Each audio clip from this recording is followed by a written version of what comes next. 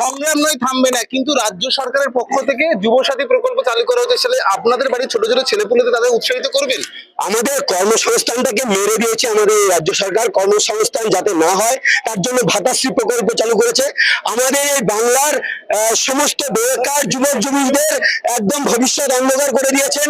অবিলম্বে এই সরকারকে হটাতে হবে, না হলে আমাদের এবং সমস্ত বেকার যুবকদের অন্ধকার নেমে আসছে। তাই সঙ্গে অন্ধকার নেমে আসতে বলছে, কিন্তু আপনাদের সন্তান আছে বাড়িতে, যতক্ষণ না চাকরি পাবে রাজ্য সরকার বলছে 5 বছর পর্যন্ত ভাতা দেওয়া হবে।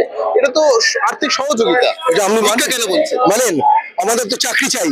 এই সরকার তো বলেছিল 2009 সালে এখানে দাঁড়িয়ে বলেছিল যে সরকার ডিউ দিতে পারে না তার সরকারে থাকার অধিকার নেই।